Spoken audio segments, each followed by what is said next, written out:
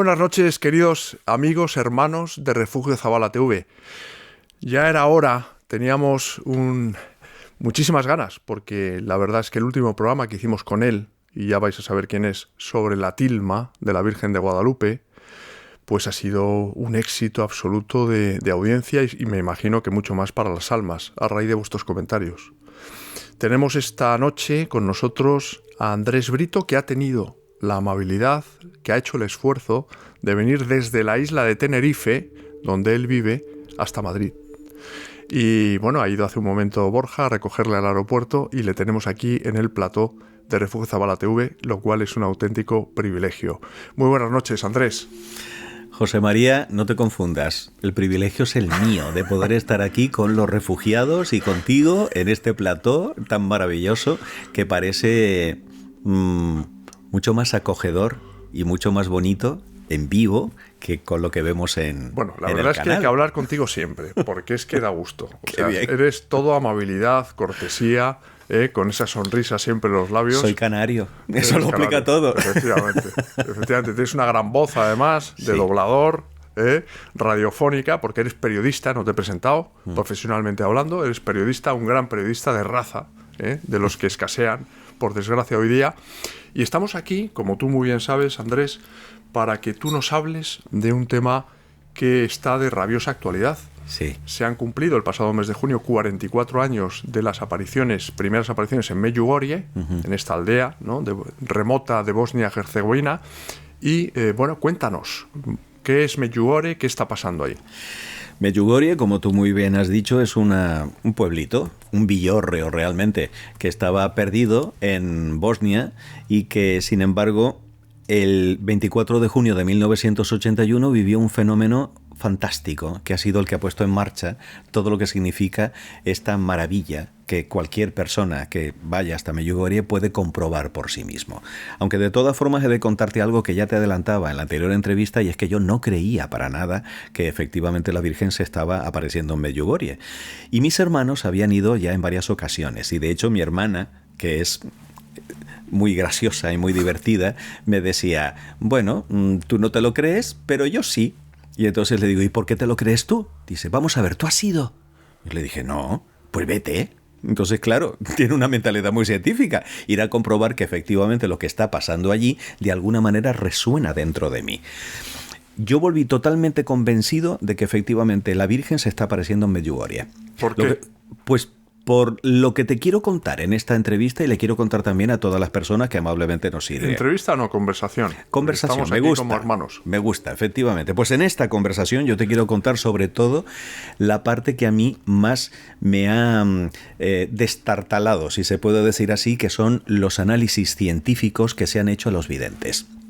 Esto me parece absolutamente formidable. Lo que pasa es que, para ser un poco más sistemático, y teniendo en cuenta que no todo el mundo tiene por qué saber qué es lo que está pasando en Medjugorje, al fin y al cabo, lo bueno de Refugio Zabala es que también es un lugar al que se puede arribar para poder conocer temas con los cuales a lo mejor no están familiarizados las personas que nos están viendo.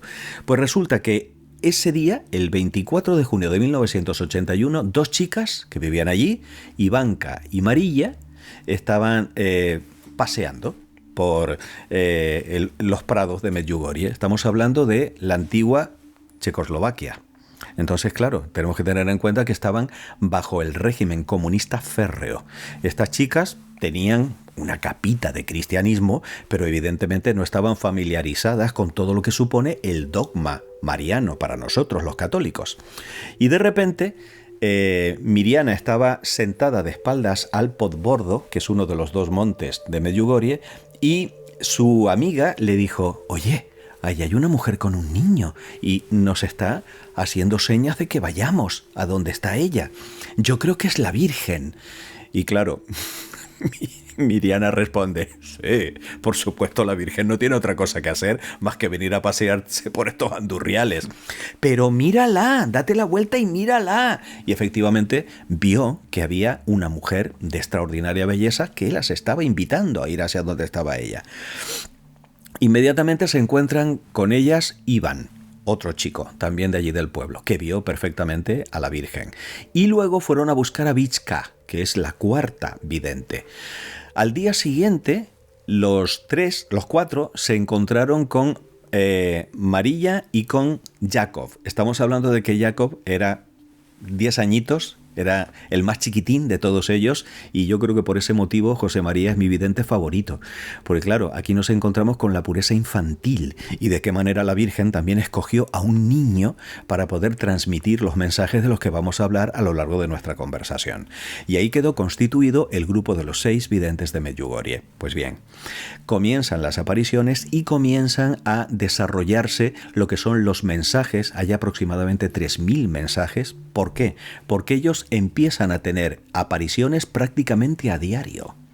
Y la Virgen a cada uno de ellos les va encargando que recen por determinados asuntos muy concretos. Por ejemplo, a Ivanka le pide que rece por las familias, a Iván por los sacerdotes, a Jacob y a Visca por los enfermos, a Miriana, y esto es una cosa muy bonita, por aquellos que todavía no conocen el amor de Dios.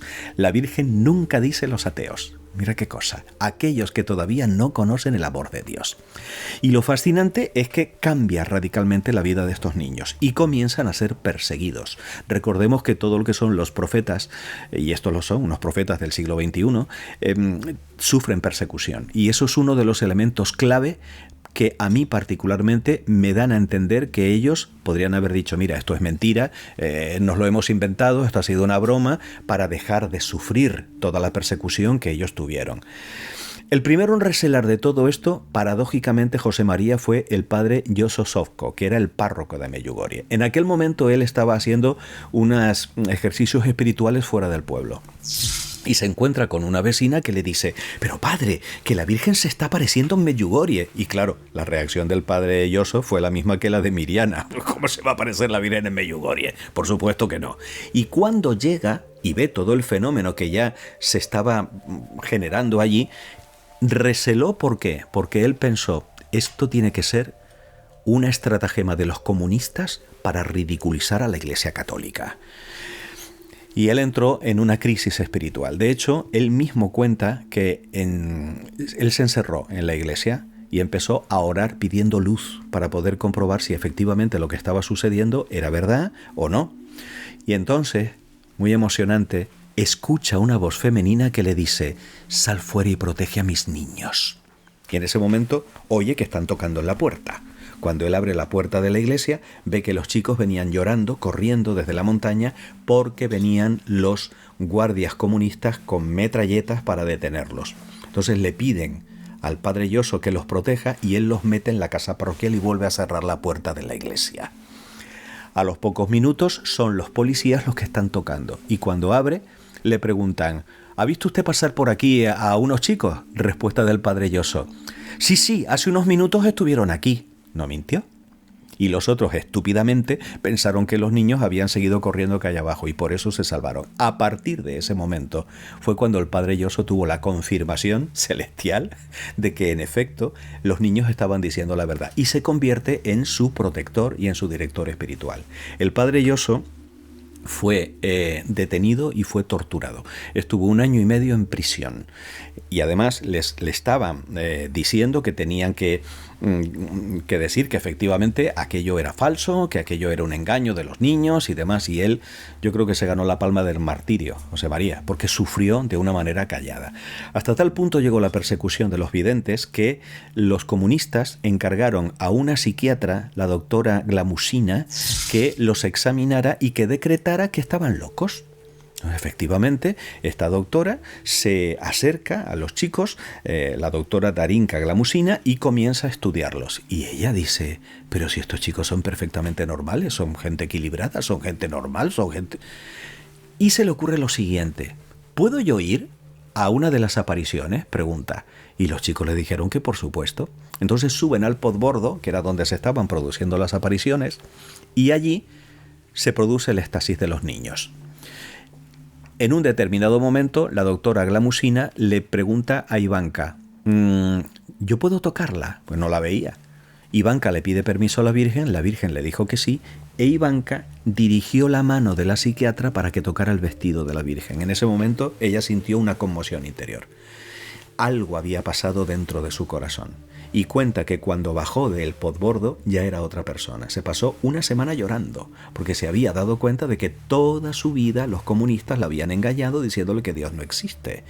Y a partir de ese momento ella también se convierte en una enorme defensora de los videntes de Medjugorje, con la persecución correspondiente. O sea que, como ves, aquí nos encontramos con esa oposición férrea por parte de las autoridades comunistas que veían que esto se les escapaba completamente de las manos. Si me permites la comparación con los pastorcitos de Fátima.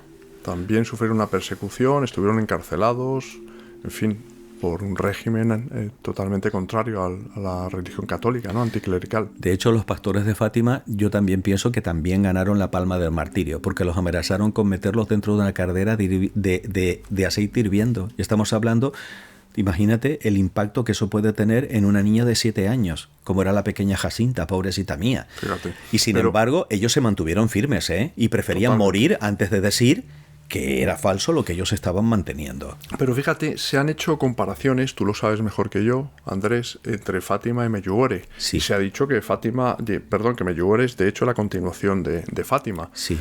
Pero me llama la atención, ¿eh? Yo fui escéptico a Medjugorje como tú. Sí. Y acabé creyendo en las apariciones, ¿no? pero fíjate, has comentado hace un momento que la Virgen ha dado más de 3.000 mensajes en Medjugorje. Correcto. Y sin embargo en Fátima no fueron tantos. ¿No te parece extraño eso? A simple vista. No, por una razón muy sencilla, y es que el mundo que estamos viviendo hoy no es el de Fátima. No es el mundo que se vivía en 1917, que fue cuando se produjeron las apariciones de Fátima.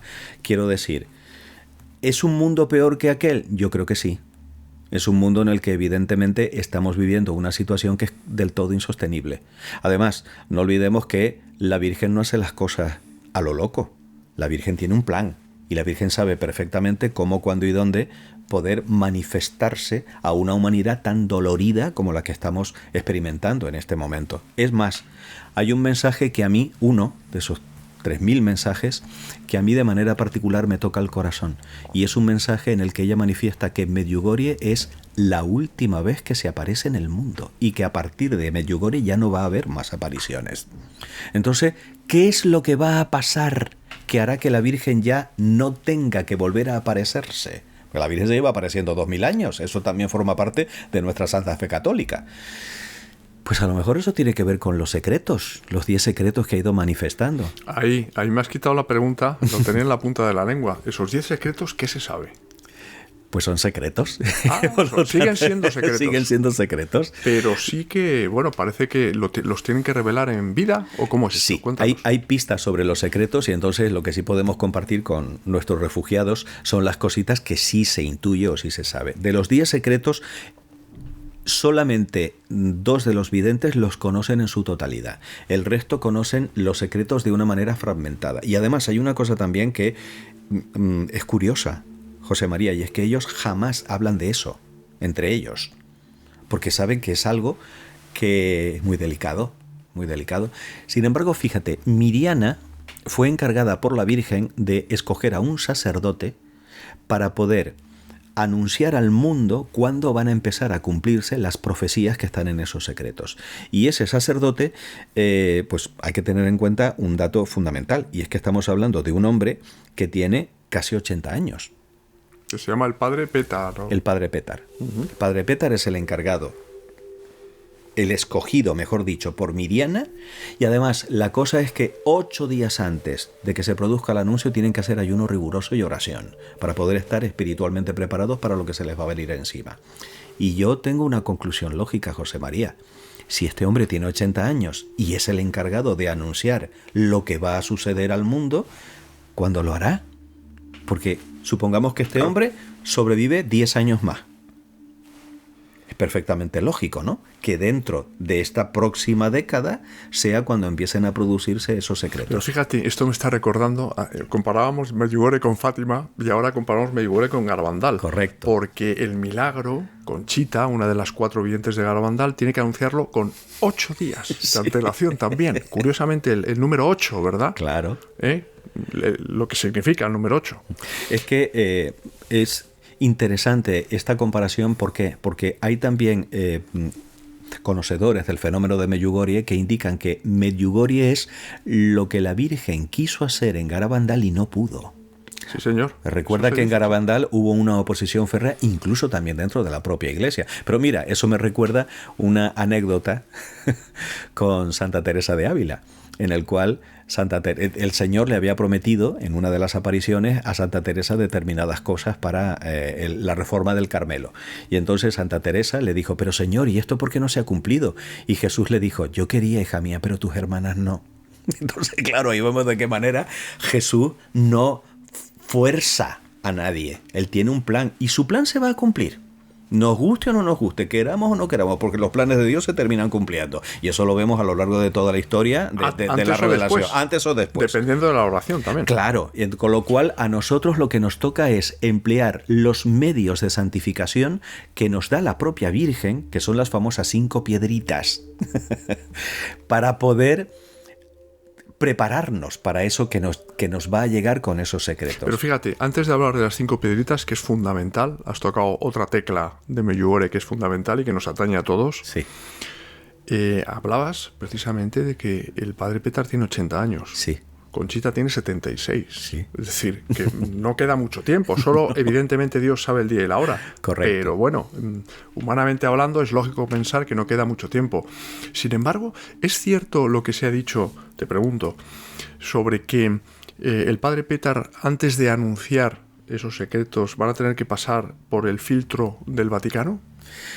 Yo creo que deben hacerlo, aunque no tenemos datos concretos acerca de esto por una razón muy sencilla, y es que la función de la Santa Sede es fundamental para poder determinar que no olvidemos que el magisterio de la Iglesia es el único competente para poder determinar si lo que está pasando en Medjugorje es o no es sobrenatural. Y ahí tendremos que obedecer el dictamen de la Iglesia. ¿Y las apariciones de Medjugorje están aprobadas por la Iglesia? No. ¿O no? ¿Qué es lo que sucede? Por una razón muy sencilla, José María, y es que no las puede aprobar mientras se estén produciendo.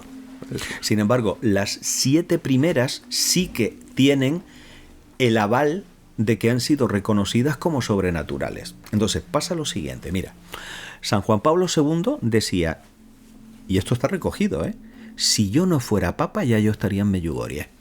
Y hablaba de Medjugorje como el gran confesionario del mundo. Mira qué cosa más bonita. Que lo es. Que lo es. Y ahí nos encontramos con que en el año 2016 el Papa Benedicto encargó a Ruini, al cardenal Ruini, que creara una comisión investigadora, que fue la que determinó lo de las 7 primeras apariciones. Un poquito más tarde el Papa Francisco, en el año 2019, pidió al cardenal Husser que se convirtiera en el visitador apostólico. ¿Para qué?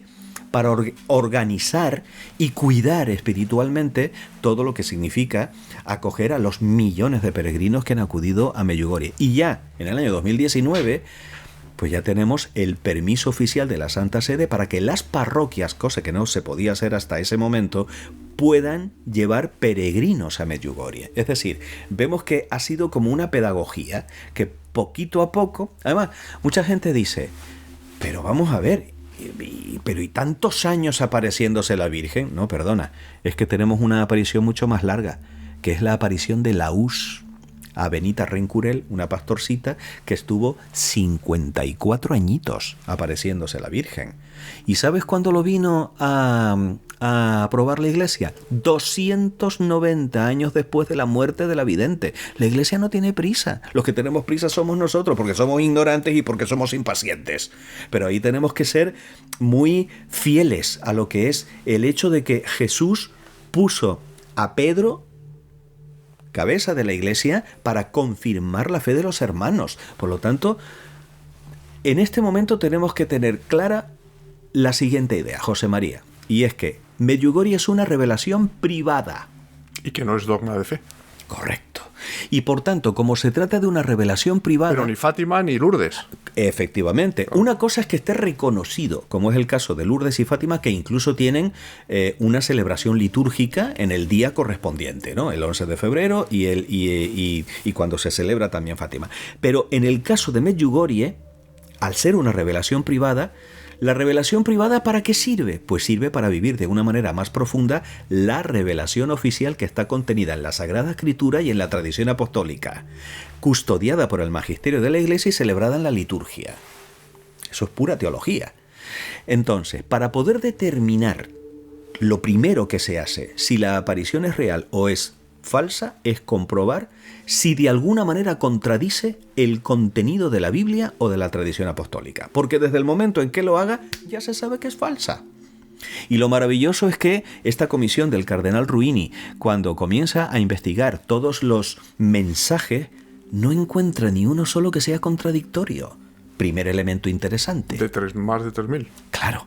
Entonces, claro, que esto se lo hayan inventado los niños, unos chicos que fueron educados en el ateísmo más feroz por parte de las autoridades comunistas, ¿cómo es posible esto? ¿Cómo es posible? Entonces, también es interesante ver cómo ha sido la vida de los videntes. ¿Los videntes se han beneficiado económicamente del tema? No lo parece, porque siguen viviendo vidas normales, gente normal. ¿Han tenido algún tipo de conducta que vaya en contra de la moral y de las costumbres? Tampoco. Se han mantenido muy fieles a todo lo que les iba. Esos son el tipo de cosas que investiga la Santa Sede, para poder determinar si efectivamente estamos ante una posible manifestación celestial o, por el contrario, es un engaño como tantas otras apariciones que luego... supuestas apariciones que luego se ha visto que eran sencillamente bulos, que se habían montado pues con un interés económico o con un deseo también de encontrar notoriedad. Desafortunadamente, ya sabes que, lo dice el propio Jesús en el Evangelio, crece el trigo y la cizaña. Y ahí es en donde nosotros tenemos que determinar, con la asistencia del Espíritu Santo a todo lo que es la Iglesia, que es la encargada, repito, de determinar si eso que está sucediendo es verdad o es mentira. Y se basa en la ciencia, como ciencia auxiliar, como apoyo, para poder analizar determinados elementos del fenómeno. Que si te parece, podemos entrar en eso porque también es totalmente fascinante. ¿Qué ha dicho la ciencia acerca de esto? Es un tema que es inabarcable. Menos mal que tú estás aquí, que además eres periodista y sabes sintetizar muy bien todo, ¿no? Pero estábamos hablando hace un momento de los secretos. Sí. 10 secretos, de los cuales la mayoría no se saben, pero se sabe o se intuye que puede ser algo desagradable para la humanidad. A ver, 3 de ellos tienen que ver directamente con Medjugorje, por lo visto. Es lo que se ha filtrado un poco de... Evidentemente estamos hablando de seres humanos que también en un determinado momento pueden decir más de la cuenta, a pesar de que ellos, repito, son muy fieles con el hecho de que esto se tiene que revelar cuando llegue el momento, cuando la Virgen lo determine. Uno de ellos también tiene que ver con Garabandal, y me gusta que hayas hecho ese paralelismo, José María. Se nota que conoces también el tema de Garabandal con profundidad. ¿Por qué? Porque significa que en el Podbordo, uno de los 2 montes, Medjugorje significa entre 2 montañas, que son el Podbordo y el Križevak. A esas 2 montañas se puede peregrinar y se puede subir sin problema. Yo he tenido la dicha de hacerlo cuando peregriné a Medjugorje. Pero por lo visto, uno de los secretos es que, al igual que va a pasar en los pinos de Garabandal, en el Podbordo va a quedar una señal indeleble, visible, filmable, que no se va a poder tocar, que será indestructible y que será la prueba de que, en efecto, en Medjugorje ha pasado algo de carácter sobrenatural. Hay incluso quien lo compara, no tenemos ni idea de cómo va a ser, pero hay quien lo compara como la columna de fuego que acompañó a los israelitas a lo largo del Éxodo, ¿no? Tal y como nos cuenta la Sagrada Escritura. Y si Dios quiere, claro, tú y yo, que todavía somos personas relativamente jóvenes, claro, a lo mejor si lo Dios vemos. Quiere, lo vemos, quiere, claro. Si Dios quiere. Entonces, al relacionar esto con Garabandal, también es interesante recordar lo que Conchita describió como la iluminación de conciencia. Y la iluminación de conciencia puede ser directamente lo que marque un antes y un después en la historia de la humanidad. ¿Por qué? Es el aviso. El aviso. ¿En qué consiste esto? Consiste que durante un determinado espacio de tiempo, se calcula que serán 10-15 minutos, el mundo se detendrá. No se caerán los aviones, pero el mundo se detendrá. Y todos los seres humanos vivos en ese momento, sean de la religión que sea, sean de la condición que sea, van a ver en su mente y en su corazón cómo está su alma tal y como Dios la ve. Entonces, hay algunos que al ver su alma putrefacta. Morirán, pero morirán al darse cuenta del impacto que eso supone. Y será la última llamada definitiva de Dios a la humanidad para la conversión. Habrá luego un tiempo de conversión, y eso serán conversiones masivas, porque se sabrá a ciencia cierta que Dios existe. Siempre habrá también, y esto por lo visto es algo para lo que tendremos que estar preparados, secuaces del mal que digan que esto ha sido fruto de un chemtrail, que ha sido algo que ha sido inducido en la mente de las personas con infrasonidos, yo qué sé, se inventarán algo así. Pero es lo que pasa con la fe, José María. La fe es un don, es un don. Nos lo da el Señor a todos los bautizados en el momento de recibir el agua del bautismo, pero es una semilla que luego hay que regar, tratar con cariño, darle el abono de los sacramentos para que eso vaya creciendo. Andrés, que esta iluminación de conciencias puede ser uno de los secretos de Medjugorje también, con esa conexión que hay entre Garabandal y Medjugorje. Lo decías hace un momento, ¿no? Es decir, estoy convencido, José María. ¿Estás convencido? Estoy convencido. Y además, con los secretos hay también otro elemento extraño, vamos a llamarlo así, o que llama la atención, y es que esos secretos están escritos en un pergamino que conserva Miriana. Si observas el pergamino no se ve nada, pero Miriana sí lo ve, y el padre Petar sí lo ve. Es decir, ese escrito solamente lo ve quien la Virgen desea, y por lo visto no es papel, no es papiro, no es tela, es un material desconocido en donde está eso escrito. Entonces, claro, vemos que Medjugorje tiene una serie de rasgos que se salen tanto de lo que es las apariciones a los que estamos acostumbrados, que yo creo que de alguna forma la Virgen lo está haciendo así para llamar la atención de la humanidad, para que de esa manera la gente diga, uy, párate, vamos a ver qué es lo que está pasando. El mensaje, de hecho, tú lo sabes muy bien, Andrés, de la Virgen es recurrente en todas las apariciones, la conversión, el retorno a Dios de la humanidad, ¿no? Claro. Es, digamos, el condicional para que ese castigo, ¿no?, del que habla Garabandal, por ejemplo, el aviso, el milagro y el castigo, condicionado a la conversión siempre, ¿no? Si nos vamos al libro del Génesis, claro, ahí nos encontramos un diálogo encantador. El diálogo de Abraham con Dios cuando Dios decide destruir Sodoma. Y entonces le dice, Señor, ¿y si hay 50 justos? No la destruyo. ¿Y si hay 40? Tampoco. ¿Y si hay 30? O sea, ahí vemos de qué manera la intercesión del santo es capaz de variar la voluntad de Dios siempre y cuando signifique conversión y bondad para los pecadores. Es decir, Dios no quiere la muerte del pecador, sino que se convierte y viva. Lo dice también en la Revelación. Entonces, claro, el que nos dé esa oportunidad es un regalo de la misericordia del Señor. Pasa que en Sodoma y Gomorra no hubo esa conversión y en Nínive sí. Efectivamente, en Nínive se produjo eso. Claro. Es decir, se salvó de ese castigo, ¿no?, divino. Porque, claro, hay muchas personas, Andrés, a ver si tú nos lo puedes aclarar, que creen, que confunden a Dios como que es solo infinitamente misericordioso, pero que no es infinitamente justo. Y que la ira de Dios, que eso es inconcebible, tratándose de un Dios infinitamente bueno. Es decir, pero la ira de Dios está presente a lo largo de toda la humanidad. Ha habido momentos, como el de Sodoma y Gomorra que tú has comentado, que desaparecieron por el azufre, ¿no?, del mapa geográfico. Entonces, claro, ¿qué nos puedes decir, ¿no?, es decir, sobre este tema, ¿no?, que hay muchas personas que no entienden? Tú eres padre. Sí. Bueno, si tu hijo, yo qué sé, hace algo verdaderamente espantoso, tú, por mucho que tú quieras a tu hijo, vas a hacerle ver al niño que eso que ha hecho no está bien. E incluso también le vas a castigar. Porque el castigo es algo bueno, siempre y cuando sea proporcionado. Es decir, y además castiguemos al niño con aquello que más le duele, entre comillas. A lo mejor quitarle el videojuego, o que no vea la televisión, o que se quede sin cenar, o algo así, ¿no? Entonces, la misericordia no anula la justicia, la eleva. ¿Por qué? Porque Dios lo que no hace es justificar el mal y convertirlo en bien, sino darle al pecador la oportunidad de que se convierta. Entonces, así sí se entiende. ¿Es infinitamente bueno? Sí, y también es infinitamente justo.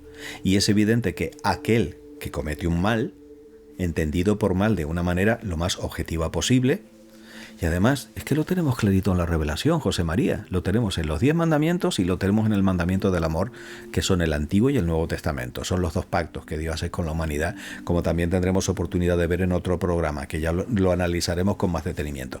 Pero lo que vamos es que educar también significa darle al educando las claves para vivir una vida moral. Y vivir una vida moral significa, eres libre de hacer lo que tú quieras, pero estás obligado a sufrir las consecuencias. Y eso lo tenemos que tener muy claro, como educadores, como padres, como personas que tienen dos dedos de frente. De lo que no puede ser es Sánchez Castilla y haz lo que te dé la gana, que aquí no va a haber ninguna consecuencia. Claro que hay consecuencias, sobre todo cuando vemos tantísimo mal que hay en el mundo y sabemos que desafortunadamente no siempre la justicia humana es lo suficientemente idónea como para poder encausar a aquellas personas que se empecinan en llevar a cabo ese tipo de conductas erróneas o contrarias a lo que sería también el bien común. Un paréntesis, y yo entiendo que esta es una cuestión delicada. Es decir, hay mensajes que a lo mejor no interesa propalar. Por ejemplo, el tercer secreto de Fátima se debía haber anunciado en 1960 y se hizo en el año 2000. Los mensajes de Akita ahí están, que han pasado prácticamente inadvertidos en Japón hasta hoy mismo, como quien dice, muy poco tiempo. Garabandal se ha corrido un tupido velo. Medjugorje, ahora parece ser que el padre Petar no lo va a anunciar como estaba previsto, sino que lógicamente tiene que pasar pues por el Vaticano, pues porque pueden ser secretos pues muy desalentadores y muy preocupantes. Eso es lógico, por otra parte, ¿no? ¿Qué crees tú que va a suceder? Sin ser un profeta. Ojalá lo supiera yo, mi vida, pero no tengo ni la más remota idea. Es decir, a mí... Es decir, ¿sabremos en algún momento el contenido de esos secretos antes de que se produzcan? Me refiero. Espero que sí. Porque si la Virgen lo transmite, no es para que se quede callado. Es para que sean revelados en el momento en el que ella decida. Pero no lo sé. Por eso yo a lo que invito también a nuestros queridos refugiados es a vivir aquí y ahora. Ahí estamos. Claro. Las 5 piedritas. Las 5 piedritas, utilizar. Cuéntanos. Lo de las 5 piedritas a mí me parece encantador. Y ahí vemos cómo la Virgen es madre. De la misma manera que el pequeño David, ¿no?, utiliza una piedra con la honda, ¡pam!, y se la larga aquí en la frente al gigante Goliat. Como decimos en Canarias, le larga un jaquimazo y se cae tieso. Y entonces llega el chiquitín con la espada, ¡fa!, y le corta la cabeza, y luego le muestra la cabeza cortada a los filisteos, y aquellos se cagan de miedo, claro, y salen escopetados porque dicen, mi madre, si a nuestro más importante guerrero le han cortado la cabeza de esta manera, ¿cómo serán los... y eso lo ha hecho un niño? ¿Cómo serán los guerreros de Israel? Y huyen. Bueno, pues la Virgen no nos da una, nos da 5 piedras. 5 piedras para poder lanzárselas al mal y evitar que el mal nos haga daño. Y esas 5 piedras son las de toda la vida. Pero lo bonito es que la Virgen, que también es una gran pedagoga, nos las explica de una manera comprensible para los hombres y mujeres del siglo XXI. Primera piedra fundamental, la oración. La oración. Ya ahí nos encontramos con lo que siempre se nos ha dicho, ¿no? Se salva el que reza, el que no reza no se salva. Ojo, la oración, pero la oración entendida no como rezar el Padre Nuestro, sino como hablar con Dios, ¿no? Sí. Y sobre todo, usar esto. Ahí estamos. Esta es el arma para vencer. Como decía el Padre Pío. Bueno, espérate, que tengo una anécdota maravillosa.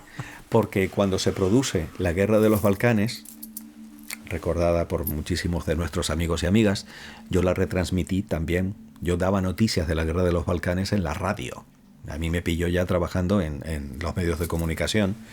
El pequeño Yakov, el niño, llorando, le pregunta, Gospa, que es como la llaman, mamá, Gospa, ¿cómo paramos la guerra? Y la Virgen le dijo, con esto. Respuesta del niño, ¿con una cosa tan sencilla vamos a parar una guerra? Respuesta de la Virgen, mira qué cosa más bonita. La belleza de Dios está en su sencillez. Un poquito de agua nos da el bautismo, un poquito de pan, un poquito de vino, y mi hijo se os da un poquito de aceite y se curan los enfermos con el sacramento de la unción. Me parece maravilloso. El demonio es todo lo contrario, el demonio todo lo complica. El demonio es, cuanto más complicado, mejor. Pero no, Dios es sencillo, me encanta. Y además, separó la guerra.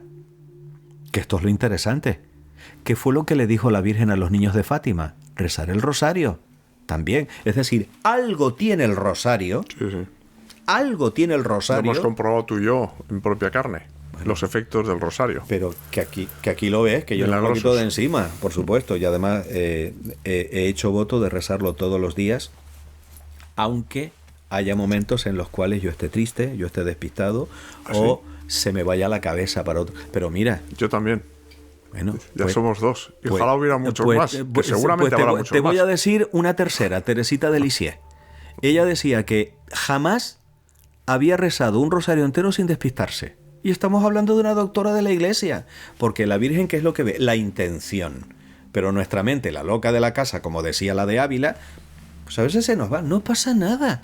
Si yo estoy hablando contigo y en un momento me despisto, por eso no va a valer nuestra conversación. Y no solo eso, sino que hay muchos días que no te apetece rezar el rosario. Pero no es una cuestión de apetencia, sino es una cuestión de amor, una demostración de amor. Bueno, hay veces... Y a veces tiene, más mérito, entre comillas, rezarlo cuando no te apetece que cuando te apetece. Hablas con sabiduría. Claro. Hay veces en que no me apetece levantarme e ir a trabajar, pero voy. Hay veces en que no me apetece lavarme los dientes, pero voy. ¿Por qué? Porque estoy buscando el beneficio.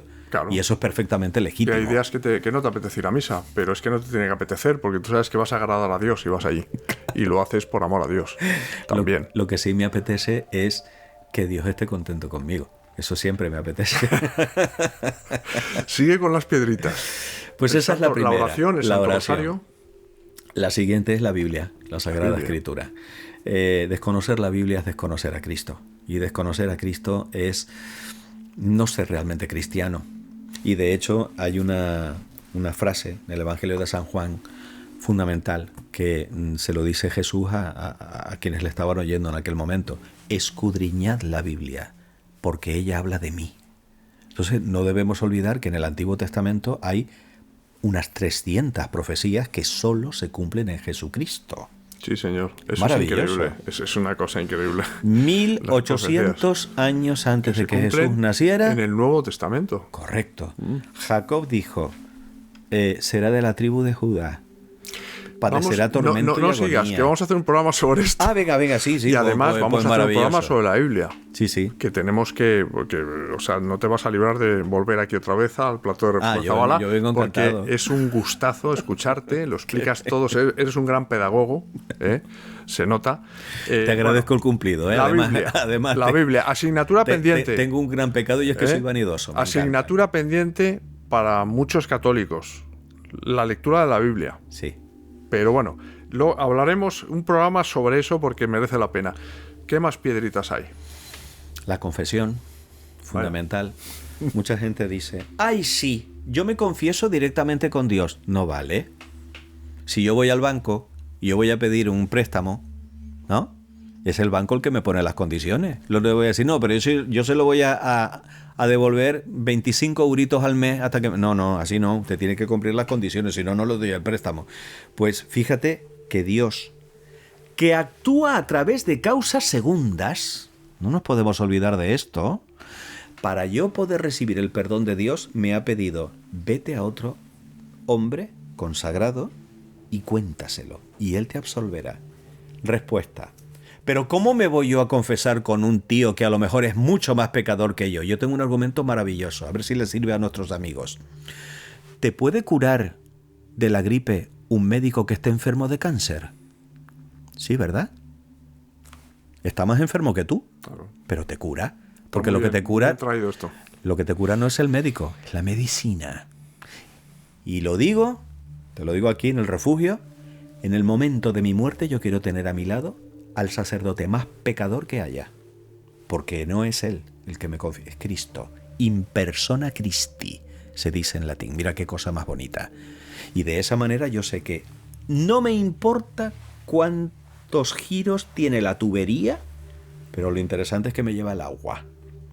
Así que la confesión, y por eso Medjugorje, que bien lo decía el Papa Juan Pablo, es el confesionario del mundo. Ahora estamos viendo unas imágenes en el que estamos viendo ahí a la gente confesando. Es fascinante esto porque son 24 horas de confesión, José María, continuamente.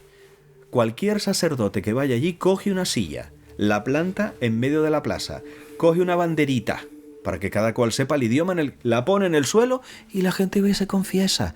Y te puedo asegurar que la confesión que yo hice en Medjugorje, mira, me conmueve hasta el punto de las lágrimas.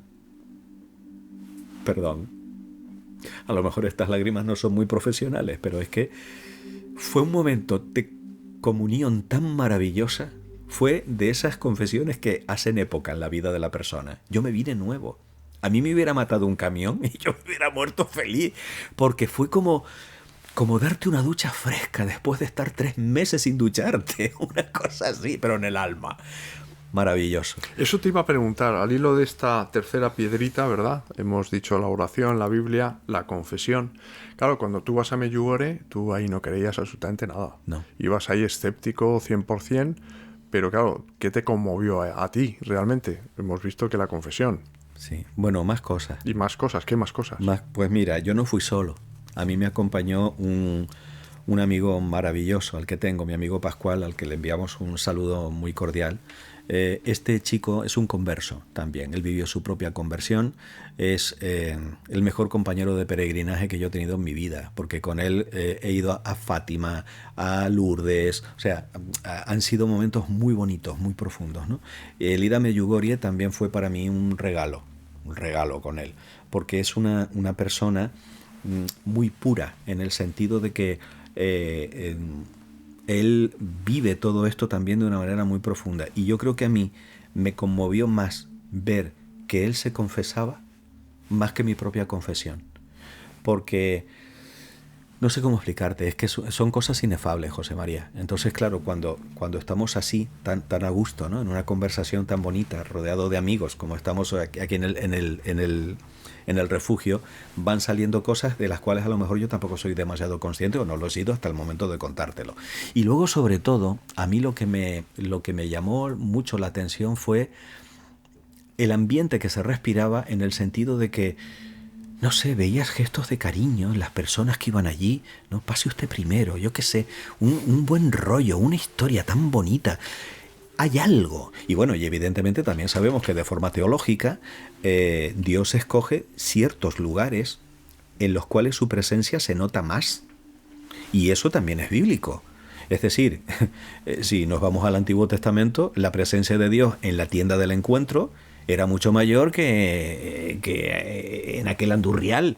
No sé, por eso es importante también que haya lugares que están tocados, nunca mejor dicho, de la mano de Dios. Es un gran oasis, Medjugorje. ¿Cómo se celebra la Santa Misa? La gente de rodillas, las adoraciones eucarísticas. La cuarta piedrita. Brutal.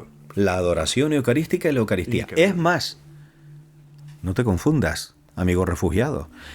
El mensaje más importante de la Virgen es: si tenéis que escoger entre la aparición y la Eucaristía, no dudéis, os vais a la Eucaristía, porque allí os encontráis con mi Hijo. Entonces, todo lo que dice la Virgen sobre la Eucaristía es una maravilla, porque no debemos olvidar que la Eucaristía es el gran invento de Jesucristo.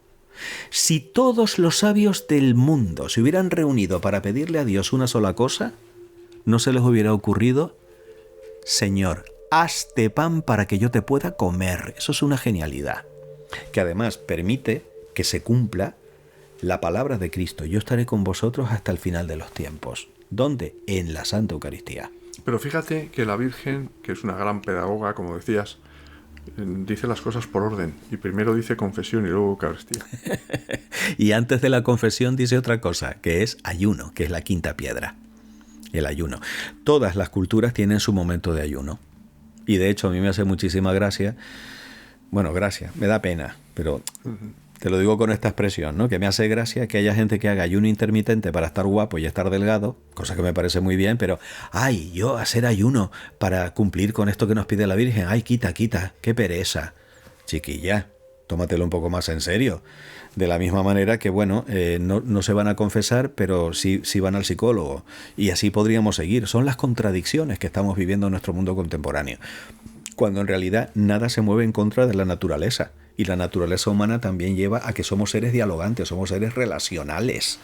Por lo tanto, el que Jesús haya instituido un sacramento como el de la confesión, en el cual yo vaya a desahogarme con otra persona, que me escuche, que me aconseje, que me acompañe.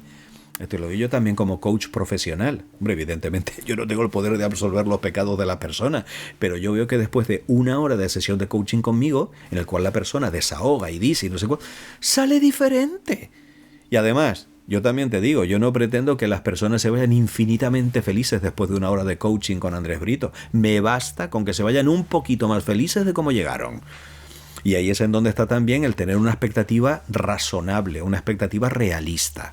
Pero claro, estamos hablando de cosas, José María, que o se creen o no se creen, no hay término medio. O existe realmente hombres en este mundo con el poder sobrenatural de perdonar pecados o no existen. Pero si me lo creo, voy a tener que, y entiéndeme la expresión, aprovecharme de eso. Claro. Pues claro, una amiga mía, maravillosa, tiene la siguiente reflexión. Mira, ¿sabes lo que te digo? Nuestra religión es la más genial que hay. Voy a decir una palabrota, pero te lo quiero decir tal cual ella lo dice. Nuestra religión es la más de madre. ¿Por qué? Pues porque pecas, te perdonan. No te interesa lo que dice el cura, te levantas, te vas. No te cuesta un duro. En el momento de morirte te vas al cielo. Y claro, dentro de esa sencillez con el que ella lo explica, yo le digo, pues la verdad que tienes toda la razón. Maravilloso. Entonces, cuando vemos desde esa perspectiva que tenemos muchos recursos para poder vivir una vida un poquito más feliz aquí e infinitamente feliz después de la muerte, que ya también hablaremos de lo que hay después de la muerte en otro programa, sí, si te parece, sí. Pues chiquilla, vamos a aprovecharlo. Fíjate, hay un tema que a mí me produce escalofríos, ¿no? A propósito de Medjugorje, y son las pruebas científicas a las que han sido sometidos los videntes, los 6 videntes.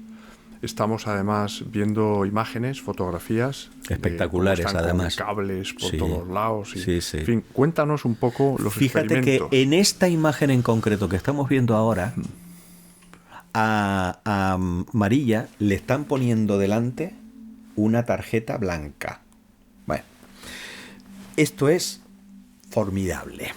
Y es que, vamos por partes. En el momento en el que se produce la aparición, los 6 videntes caen de rodillas y de manera instantánea, medido con el electroencefalógrafo, pasan de ondas beta a ondas alfa, que son ondas mucho más poderosas y son las ondas que nosotros generamos en nuestro cerebro en un estado de relajación profunda.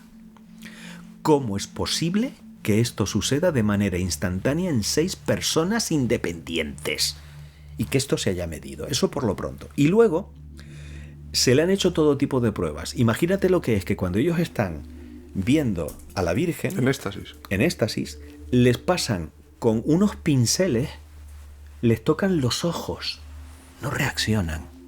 A Iván le pusieron 90 decibelios, no lo oyó. Los pinchan, los queman, son insensibles completamente al dolor.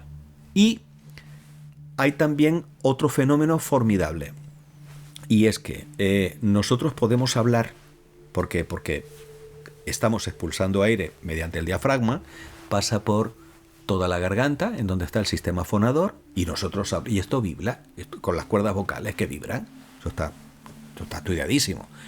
Pero ¿qué es lo que pasa? Que ellos están generando todo lo necesario para hablar, y no es lo mismo hablar bajito que hablar alto, porque vibra de manera diferente todas las cuerdas vocales. Ellos están hablando alto, con la vibración de hablar alto, y no se les oye. Están hablando y no se les oye. Es decir, en resumen, José María, es como si ellos entraran en una burbuja mística que los aísla completamente. Están en otra dimensión. Están en otra dimensión. Y cuando salen del éxtasis, vuelven otra vez a ser personas que tienen la sensibilidad normal, que le pones los ruidos y se asustan, que evidentemente si los pinchas reaccionan. ¿Cómo lo consiguen? ¿Cómo lo consiguen? Y además, no podemos olvidar que los que hemos tenido la dicha de estar presentes en una de las apariciones en el monte, pasa lo siguiente, que es que en el momento en el que se produce la aparición, la naturaleza calla. Así es. Los grillos, las chicharras, los perros, las aves. ¿Cómo consiguen eso? Si esto es un fraude, ¿cómo consiguen que se callen los animales que están en el prado, que están en el monte? ¿Cómo lo consiguen? De vez en cuando se escucha alguna voz así arcana, ¿no? Sí, se oye una voz arcana porque en ese momento personas que están infestadas o que están poseídas, bueno, por supuesto el demonio, hay alguien a quien odian más que a Dios, y es a la Virgen. Lo odian más que a Dios. Echa el hilo a la gometa. ¿Por qué? Porque no pueden soportar que alguien inferior a ellos, en inteligencia y en poder, sea su reina. Pero no olvidemos que la Virgen es quien es por la humildad. La Virgen es quien es por haber dicho sí, por haber cumplido el plan de Dios. La Virgen es quien es, ¿por qué? Porque ella es reina de los mártires. No olvidemos que ella también vivió cada golpe que padeció su hijo. Lo vivió también en carne propia. Porque si te quiero hacer daño a ti, le hago daño a alguno de tus hijos. Y eso te daña más que si te lo hiciera a ti mismo. Claro. El padre que es padre, esto es así. Sí. Entonces, claro, cuando nosotros analizamos todo esto, cuando vemos todo esto, vemos que es normal que ante la presencia de la Virgen, personas que están bajo la influencia del maligno tengan este tipo de reacciones. Y además, y esto pues te lo ha contado también el padre Luzón aquí mismo en el refugio Zavala, haber tenido la dicha de contar con el padre Luzón, que me parece una maravilla. Además, con el padre Luzón sí que puedes hablar y ahí no mires las horas, porque es una pasada todo lo que dice y no quieres que acabe, ¿no? Y que te siga contando más cosas. Pero fíjate qué cosa tan interesante que, por ejemplo, los demonios jamás mencionan el nombre de María. Siempre se refieren a ella como esa. Ella, esa. Con desprecio, claro. Con desprecio. Pero es que además se lo tienen totalmente prohibido. Que esto también es maravilloso.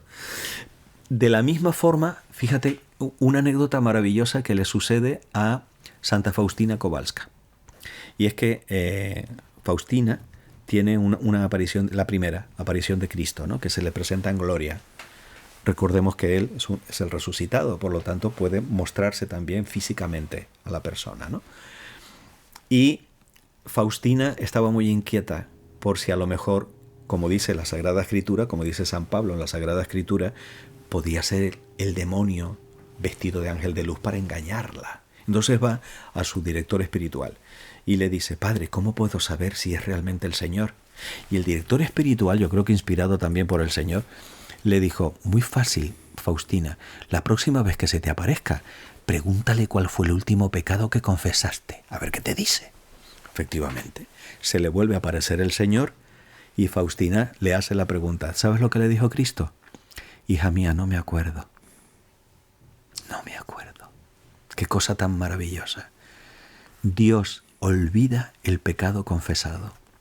Precioso. Y por eso es lo primero que tiene que hacer un sacerdote que tenga el ministerio del exorcismo. Claro. Tiene que mantenerse en gracia, porque si no, el demonio le va a estar echando en cara, pero Dios ciega al demonio para que no recuerde el pecado confesado. Esto me parece de una belleza indescriptible.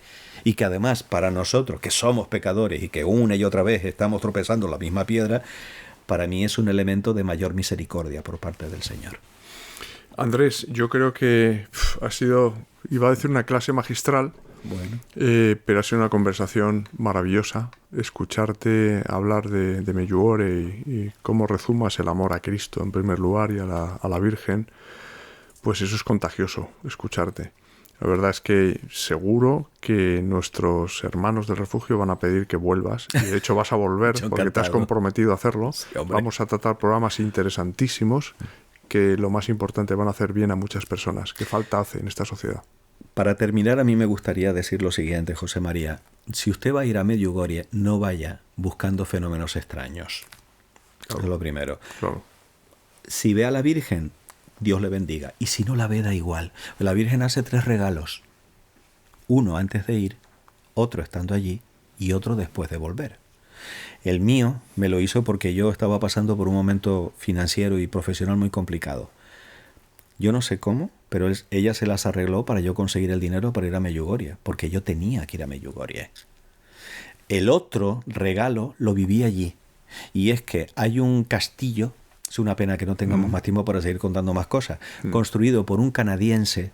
Sí. Este canadiense tampoco creía en Medjugorje, su mujer sí, su mujer estaba malita, y entonces fueron a Medjugorje y la mujer se curó en Medjugorje. Y él vendió su empresa en Canadá, una empresa me parece que era de importación de coches de lujo, no sé cuánto, y construyó un castillo en el cual se alojan los sacerdotes que quieran de una manera gratuita. Cuando fuimos Pascual y yo a visitar ese castillo, Pascual vive en un pueblo que se llama Monforte del Cid, en Alicante, cuya patrona es la Inmaculada. Entonces vimos una imagen de la Inmaculada en el castillo y claro, nos quisimos sacar una foto con su patrona. Entonces, cuando llegamos por la noche al hotel, el iPhone tiene una función que se llama rebote. Y entonces me dio por poner el rebote en esa fotografía. Y es lo que están viendo ustedes en este momento, en el cual aparece el corazón de la Virgen palpitando y uniéndonos con un aura de luz a mi amigo y a mí. Ese fue el regalo, uno de los regalos que nos hizo estando allí, un regalo común para los dos. Y el tercer regalo es haber tenido la oportunidad de montar una conferencia sobre Medjugorje y haber ido por muchísimos sitios para poder contar con muchas de las imágenes que hemos visto a lo largo de esta conversación, todas estas cosas a fin de que las personas sientan el deseo de acudir a Medjugorje y que además vean lo que yo siempre digo: no me creas, compruébalo, como hice yo. Muy bien, pues queridos hermanos de Refugio Zabala, nos despedimos hasta una nueva ocasión y seguro que os va a encantar este programa. Habrá numerosos comentarios, pediréis seguro que vuelva Andrés Brito y volverá. Deciros a todos que Dios os bendiga. Acabo de terminar de leer un libro del que había oído hablar mucho, de Cormac McCarthy, uno de los escritores norteamericanos más prestigiosos. Yo diría, incluso me atrevería a decir que el mejor de su generación. Un libro que se titula La carretera y que fue llevado al cine, interpretado el papel del padre por Viggo Mortensen, y me ha dado mucho que pensar porque este relato de McCarthy es un relato apocalíptico. Un padre y un hijo recorren la carretera en busca del mar, en busca de una salida de un mundo que ha sido consumido por las llamas, los bosques están ennegrecidos, rara vez los árboles se mantienen en pie, llueve ceniza y es un mundo absolutamente desasosegado en el que imperan a sus anchas bandas criminales de caníbales que se comen unos a otros. Pero se produce una introspección psicológica, ¿no? Y en medio de tanta maldad, estamos en definitiva, amigos, en una metáfora de la lucha del bien contra el mal. En medio, como digo, de tanta maldad, subyace esa relación entrañable entre un padre y un hijo, que recorren con un carrito del supermercado, donde a duras penas logran habituallamiento, algunos víveres, de casas destruidas, consumidas por el fuego, de alimentos ya caducados, latas, que les van manteniendo con vida en ese largo trecho que emprenden, en esa vida, en sus vidas, es una metáfora de la vida, ¿no?, que desemboca en el mar, ¿no?, y que está pues trufada de experiencias dolorosas, de mucho sufrimiento, desesperanza, donde muchas veces pues pasa inadvertida la mano de Dios. Y en medio de este relato me venía a la cabeza una vivencia real, una vivencia íntima, personal, que protagonizamos mi hijo, Borja, y yo cuando él tenía 8 o 9 años, en el Valle de los Caídos, en la hospedería, el día 5 de agosto del año 2009, cuando se produce un antes y un después en mi vida. Yo tengo una conversión, aunque la conversión, como sabéis mejor que yo, es de todos los días, Solo el que persevera se salvará, dice Jesús, que es la verdad. Tengo una conversión y me habían invitado a lo que yo pensaba que era una misa por el padre de un amigo que se estaba muriendo en aquel momento, y me di cuenta que había venido una vidente. Yo puse, claro, el grito en el cielo. Digo, ¿cómo que una vidente?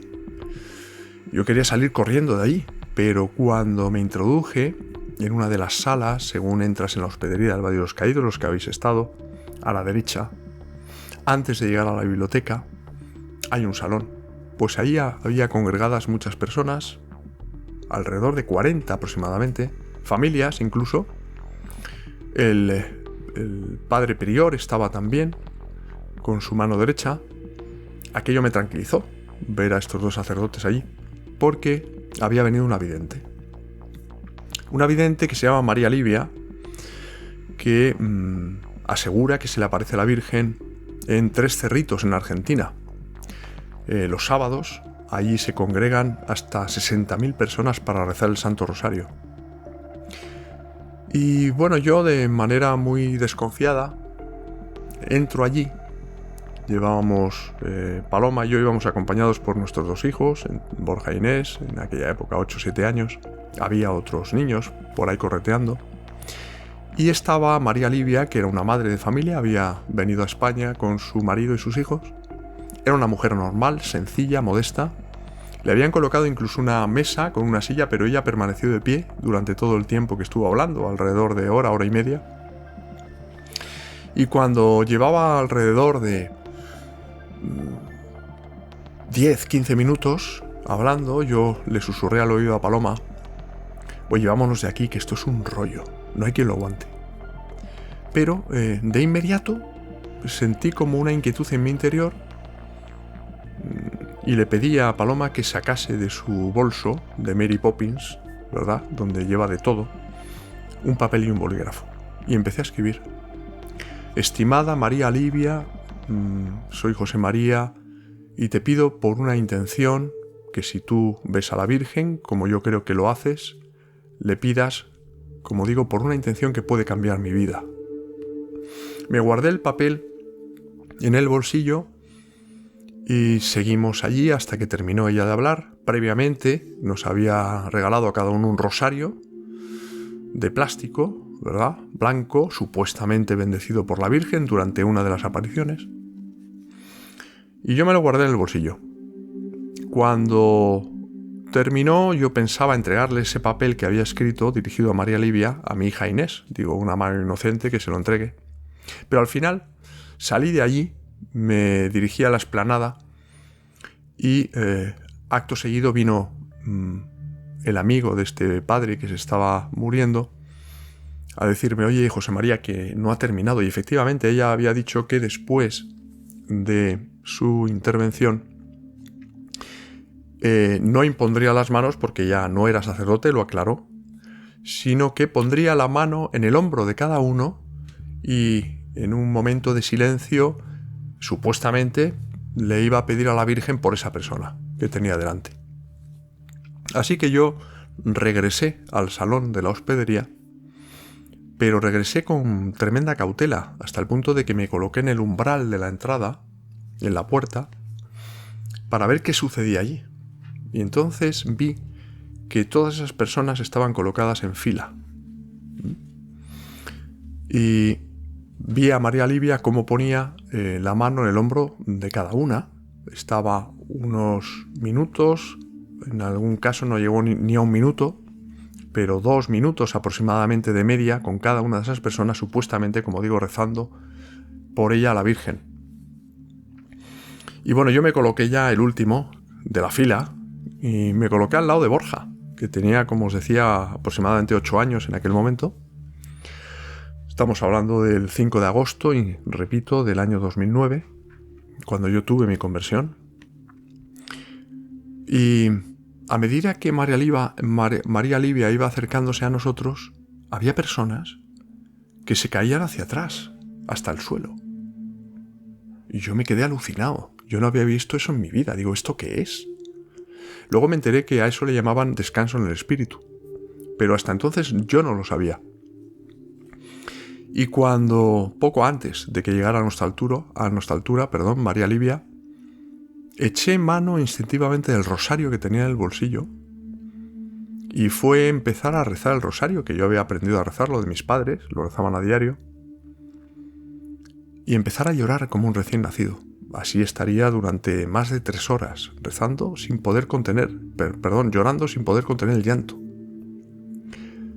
Cuando llegó María Livia a nuestra altura, curiosamente, en lugar de poner primero la mano sobre mi hombro y a continuación, como había hecho antes en la de Borja, nos puso a los dos al mismo tiempo sendas manos en cada uno de nuestros hombros. Y yo había arrancado ya a llorar.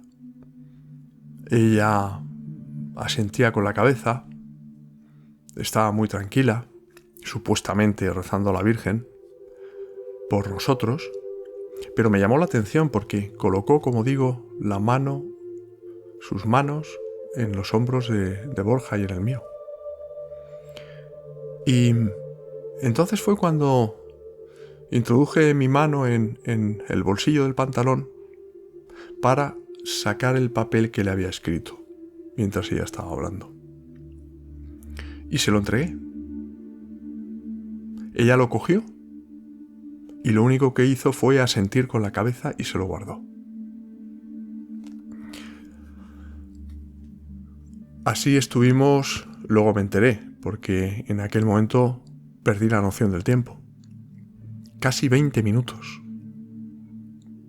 Hasta el punto de que este amigo mío, cuyo padre se estaba muriendo, me dijo: José María, yo he tenido desde el primer momento la impresión de que todo esto se había organizado por ti.